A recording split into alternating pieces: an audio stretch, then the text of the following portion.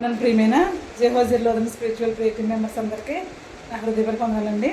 ఇది నిన్నకే ఏర్పాటు చేయబడిన వాక్య భాగము లోకస్వార్త 4వ అధ్యాయము 14-15 వచనాలు చదువుదామండి. అప్పుడు యేసు ఆత్మబలంతో గలిలయకు తిరిగి వెళ్ళెను.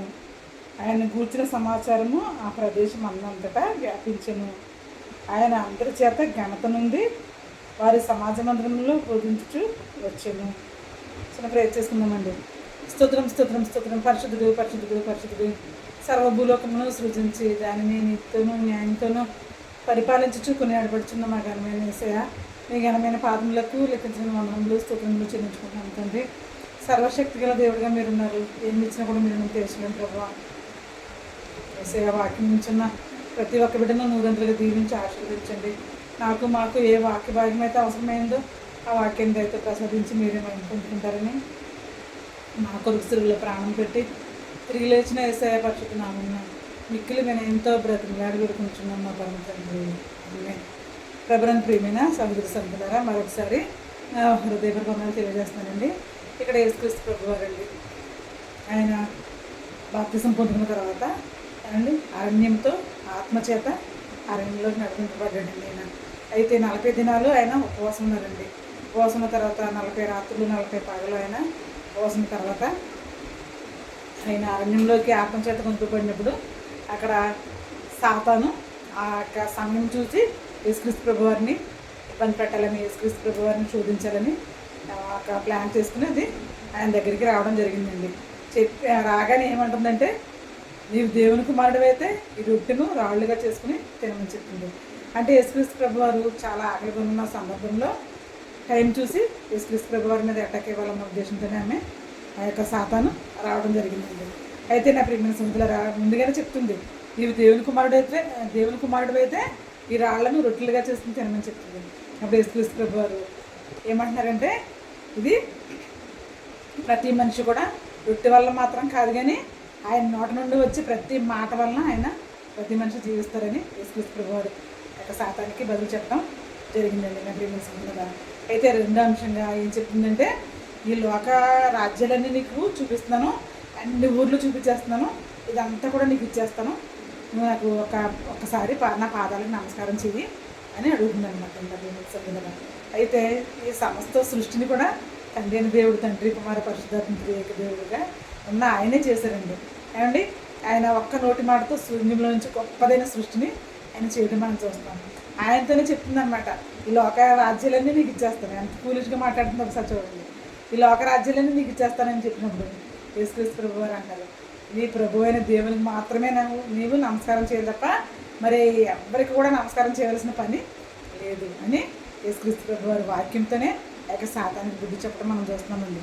అయితే మూడో అంశంగా ఏం చెప్తుందంటే, దేవాలయపు శిఖరంలోకి తీసుకెళ్ళి యేసుక్రీస్తు ప్రభు వారిని ఈ కిందకి దుమ్ముకు దేవదూతలు వచ్చి నిన్ను పట్టుకుంటారు, నీ పాదములకు రాయి తగలకుండా దేవదూతలు వచ్చి నిన్ను పట్టుకుంటారు, నీకు పరిచయం చేస్తారని చెప్తుందండి నా ప్రియమైన సహోదరులారా.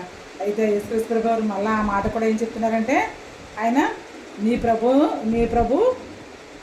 నీ ప్రభు అయిన దేవుని మాత్రమే సేవించాలి, వేరే ఎవరిని కూడా సేవించకూడదు, నేను నీకు ప్రభు అయినాను అని సాతానుతో చెప్పడం మనం చూస్తామండి నా ప్రియమైన సహోదరులారా. అంటే వెంటనే సాతాను ఆ మాటలకి యేసుక్రీస్తు ప్రభు వారు వాక్యం అనే ఖడ్గంతో ఆ సాతానికి సమాధానం చెప్పడం వల్ల వెంటనే ఆ సాతాన్ని వెడలిపోవడం మనం చూస్తామండి. అయితే నా ప్రియమైన సహోదరు, ఇక్కడ సాతాను ఎందుకంటే యేసుక్రీస్తు ప్రభు వారిని ఆ విధంగా ఇబ్బంది పెట్టాలని చూసిందంటే, తండ్రి యొక్క చిత్తాన్ని యేసుక్రీస్తు ప్రభు వారు నిజమైన దేవుని కుమారుడికి లోకానికి రావడం జరిగిందండి. నిజమైన దేవుని కుమారుడికి లోకానికి రావడం జరిగింది. అయితే తండ్రి అయిన దేవుని యొక్క ప్రణాళిక అది ఫెయిల్ అయ్యేలాగా చేద్దామనేసి అన్న ఒక ఉద్దేశాన్ని సాతాను కలిగిందండి. అయితే యేసుక్రీస్తు ప్రభు వారు తండ్రి చిత్తాన్ని నెరవేర్చడానికి ఆయన ఈ లోకానికి పంపబడ్డారు కనుక ఆయన సాతాన్ని చక్కగా జీవించడం మనం చూస్తున్నామండి.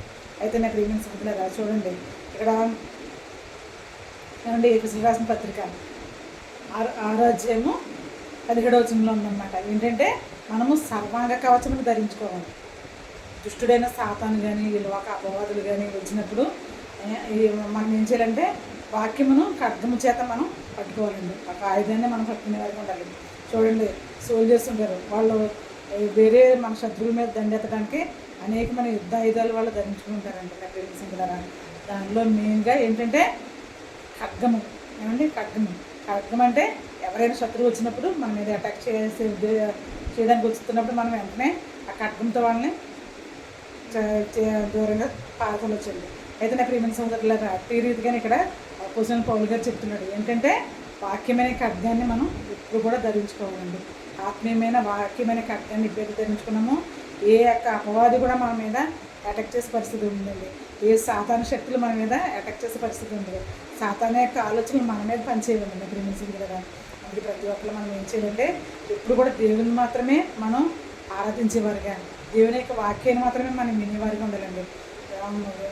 సులువుగా చిక్కులు పెట్టి ఈ యొక్క సాతాను శక్తులను మనం అధపతనం తొక్కాలంటే కనుక ఎప్పుడు కూడా వాక్యాన్ని మనం హృదయంలో భద్రపరుచుకునేవారుగా ఉండాలండి.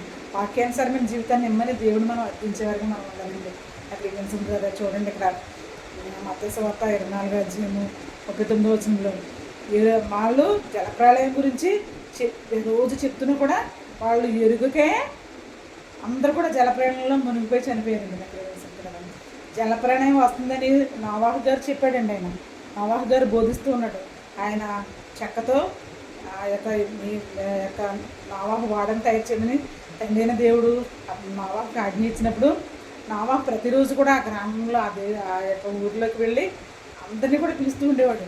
జలప్రళయం వస్తుందంట, అందరూ నశించిపోతారంటని ఇన్నిసార్లు చెప్పినా కూడా ఎవ్వరు కూడా వినలేకపోయారండి. నాకు తెలిసింది కదా. అక్కడ గడియ రానే వచ్చిందండి.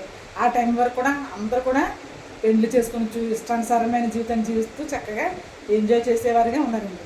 అయితే ఎప్పుడైతే తండ్రి యొక్క ఉగ్రత వెంటనే వచ్చిందో అప్పుడు దేవుని యందు విశ్వాసం ఉంచిన వారు మాత్రమే, అంటే నోవహు కుటుంబము, తర్వాత నోవహు మాట విని వచ్చిన జంతువులు సమస్తం కూడా రక్షింపబడ్డాయండి. అయితే ఎవరైతే ఇంకా అవిధేయులుగా అవిశ్వాసులుగా ఉన్నారో వాళ్ళందరూ కూడా ఆ నీట మునిగిపోయారండి, సజీవ సమాధిగా అయిపోయారండి. అది తెలుసుకుంటారా. అట్టి రీతిగా ఇప్పుడు అలనాడు నోవహు కాలంలో ఆ చెక్కతో చేయబడిన ఆ ఓడలోకి ఎవరూ ప్రవేశించలేకపోయారండి. ఇప్పుడు మన ప్రభు అయిన యేసుక్రీస్తు ప్రభు వారు యొక్క సిలువ మ్రాను మీద మన కొరకు తన యొక్క ప్రశస్తమైన రక్తాన్ని మన కొరకు చిందించారండి. మన కొరకు ఆయన చిందించిన ప్రశస్తమైన రక్తాన్ని మనం ఎంతో విలువైనదిగా ఎంచాలండి. ఉంచినప్పుడు ఈ యొక్క 40 దినాలు కూడా మనం ఈ లెంట్ సీజన్లో మనం ప్రతిరోజు కూడా దేవుని యొక్క వాక్యాన్ని వినాలి. అట్ ద సేమ్ టైం వాక్యాన్ని మనం హృదయంలో భద్రపరచుకోవాలి. వాక్యానుసారమైన జీవితాన్ని మనం దేవుని మనం కోరేవారుగా ఉండాలండి. ఈ యొక్క సిలువ ఏదైతే ఉందో ఏమండి, ఆ సిలువను యేసుక్రీస్తు ప్రభు వారు ఎంతో ప్రేమతో మన పట్ల జాలితో మనం పొందవలసిన ఆ శిక్షను ఆయన ఆ పశ్చిమ రాణి మీద ఆయన పొందుకున్నారండి. అంటే అక్కడ నోవాహు యొక్క చెక్కతో చేసిన ఆ యొక్క వాడలోకి ఎవరు ప్రవేశించలేదు. తర్వాత ఇప్పుడు యేసుక్రీస్తు ప్రభు వారు ఆ యొక్క సిలువను ఆయన తన భుజాల మీద, మన పాపానికి గుర్తుగా ఉన్న ఆ సిలువను ఆయన తన భుజాల మీద వేసుకుని గులుగుతో కొండ మీదకి వెళ్ళి ఆయన తాను రిక్తంగా చేసుకుని మన కొరకు నిలువెల్లా గాయాలు పొందుకుని ఏమంటే ఆయన మరణించడం జరిగింది. నా ప్రియమైన సోదరులారా, ఆయన మరణించినప్పుడు ఆయన చెప్తున్నారు, తండ్రి వీరు ఏం చేస్తున్నారు, వీరు ఎరుగురు కనుక వీరిని క్షమించమని చెప్తున్నారు. అంటే మనం ఆయన ఎందుకు విశ్వాసం ఇచ్చేవారికి ఉండాలండి.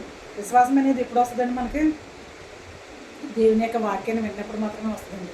అదే మనం ఎప్పుడు కూడా దేవుని యొక్క వాక్యాన్ని విన్నప్పుడు ఆ వాక్యమే కృపాసక్తి సంపూర్ణంగా మన మధ్యలో నివసించి ఇది తప్పు, ఇది ఒప్పు, ఇది చేయకూడదు, ఇది చేయాలి అని దేవుడు మనకి సహాయం చేస్తారండి. ఆ విధంగా సహాయం చేసినప్పుడు మనం వాక్యానుసారమైన జీవితాన్ని జీవించగలుగుతామండి. ఎవరైనా ఏ శత్రువైనా ఈ లోకంలో ఉన్న మన కొలీగ్స్ అయినా, మనతో పాటు పనిచేసేవారైనా, మన బంధువులైనా, మన రక్త సంబంధికులైనా, మనతో ఉన్న ప్రతి ఒక్కరు కూడా మనల్ని ఎప్పుడైనా ఈ యొక్క పాపానికి లోపరుస్తున్నప్పుడు మనం వాక్యం చేత వాళ్ళకి బుద్ధి చెప్పొచ్చండి. బుద్ధి చెప్పొచ్చని యేసుక్రీస్తు ప్రభు వారు ఇక్కడ మనకి ఒక మాదిరిగా ఆయన సాదృశ్యాన్ని చూపించున్నారండి. నా ప్రియమైన కదా. అంతే ఇక్కడ ఆయన ఆత్మచేత ఎప్పుడు కూడా మన యొక్క ఆత్మను ఎప్పుడు కూడా పరిశుద్ధంగా ఉంచుకున్నప్పుడు మనం ఎంత సమస్య అయినా సరే మనం జయించవచ్చండి. అందుకే ఇక్కడ ఆయన మళ్ళా ఆత్మను పొందుకున్నాడు. మళ్ళీ తిరిగి అదే ఆత్మను పొందుకుని తర్వాత ఆయన ఆ యొక్క గ్రామంలోకి, గలిలయ ప్రాంతంలోకి వెళ్ళి ఆయన సువార్త బోధించడం మనం చూస్తున్నామండి. అనేకమైన సూచక్రియలు, మహత్కార్యాలు పొందుకోవడం మనం చూస్తున్నాం. యొక్క 15వ వచనంలో ఉంది, ఆయన ఘనత పొందుకున్నాడంట. అక్కడ సింపుల్గా ఆయన ఘనత పొందుకున్నాడు. ఆ యొక్క ఆత్మచేత ఆయన చక్కగా ఆత్మను సంతరించుకుని ఆయన ఏం చేశారంటే ఘనత పొందుకుని అప్పుడు దేవుని యొక్క సువార్తను ఆయన కంప్లీట్గా ఫుల్ఫిల్ చేశారండి. అప్పుడు అనేకమైన సూచక్రియలు చేస్తూ అక్కడ ఉన్నారన్నమాట. హితవస్త్రములు ప్రభు యొక్క హితవస్త్రమును బోధించుచు, ఏమండి బీదలైన వారికి సువార్తను ప్రకటించుచు, వచ్చిన వారందరికీ సూచక్రియలు మహత్కార్యాలు చేస్తూ ఆయన తన సువార్తను కంప్లీట్గా ఫుల్ఫిల్గా నెరవేర్చడం మనం చూస్తామండి. అందుకనే ప్రియమైన వాక్యాన్ని మనం ఆయుధంగా వాడదామండి. ఆయుధంగా వాడినప్పుడు ప్రతి ఒక్క సమస్యను కూడా వాక్యం చేత మనం చక్కగా ఆ ప్రతి సమస్యను మనం జయించగల శక్తిని దేవుడు మనకు అనుగ్రహిస్తారండి. అప్పుడు మెలిసిపడతారు. అందుకే చూడండి, సాతాను చూడండి ఏమంటుంది, నిన్ను నీ తండ్రి అయిన దేవుడు నీకు దేవదూతలను పంపిస్తారని చెప్తుంది. దేవదూతలను పంపిస్తారని చెప్పినప్పుడు అయితే నా ప్రియమైన గారు ఇక్కడ కీర్తనాకారుడు చెప్తున్నాడు కదా, 91వ కీర్తనలో, నీ పాదమునకు రాయి తగలకుండా వారు నిన్ను చేతులతో పట్టుకుందరు, నువ్వు సింహములను నాగపాములను అనగదొరికెదవు, పదము సింహములను అనగదొరికెదవు అని చెప్తున్నాడు. ఆ యొక్క కీర్తనకారుడు చెప్తున్నాడు. అట్టి రీతిగానే ఇక్కడ ఆ వాక్యాలన్నీ కూడా సాతానికి తెలియదు అనుకుంటున్నారా? సాతానికి చాలా యొక్క దేవుని విషయాలు అన్నీ సాతానికి తెలుసండి నా ప్రియమైన కదా. అయితే అందుకే ఇక్కడ ఏమంటుందంటే ఆ యొక్క మాటని ఇక్కడ ఉపయోగిస్తుందండి. యేసుక్రీస్తు ప్రభువు వారి దగ్గర ఉపయోగిస్తుంది. నీ పాదములకు రాయి తగలకుండా నీ తండ్రి దేవదూతలను పంపిస్తారని చెప్పినప్పుడు యేసుక్రీస్తు ప్రభువు వారు ఆ యొక్క సాతాన్ని చక్కగా వాక్యంతో మాత్రమే జయించడం మనం చూస్తున్నామండి. వాక్యంతోనే గద్దించడం మనం చూస్తున్నాం. అప్పుడు ఆయన నిజంగానే తర్వాత యేసుక్రీస్తు ప్రభువు వారికి ఆ సాతాన్ని వెడలిపోయిన తర్వాత ఏమండి యేసుక్రీస్తు ప్రభువు వారికి పరిచయం చేయడానికి, ఎందుకంటే ఆయన 40 రోజులు ఉపవాసం ఉన్నారు కదా, ఆయన ఎంతగానో నిజమైన మానవుడిగా ఉన్నారు కనుక ఆయన శక్తిని ఏ విషయాన్ని కూడా ఉపయోగించలేదండి. అక్కడ చాలాసార్లు మనం చెప్పుకున్నాం.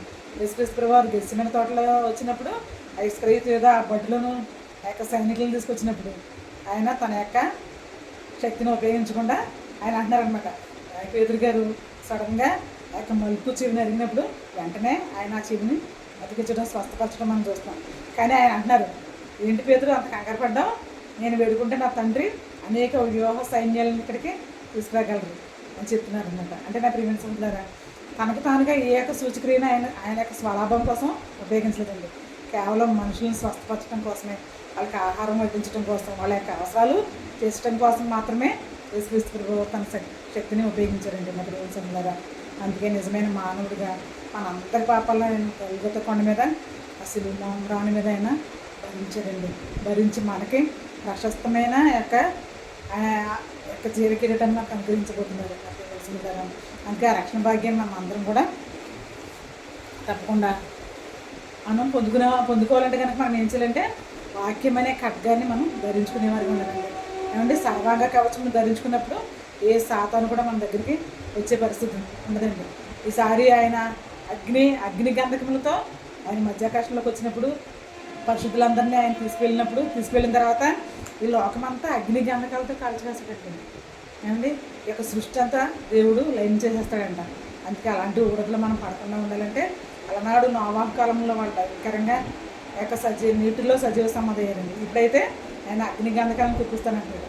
అందుకే అలాంటి భయంకరమైన శిక్షలకి మనం లోన్ కాకుండా ఉండాలంటే మనకి ఈ ఆయుష్ ఉన్నప్పుడే, ఈ బలం ఉన్నప్పుడే, ఈ ఆరోగ్యం ఉన్నప్పుడే మనం దేవుణ్ణి నమ్ముకునేవారుగా, దేవుని యొక్క వాక్యాన్ని గైకునేవారుగా, వాక్యానుసారమైన జీవితాన్ని ఏమైనా దేవుని అర్థించే వరకు మనం ఉండాలంటే నాకు.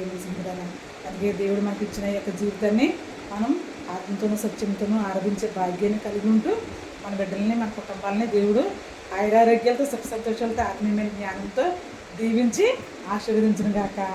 ఆమేన్.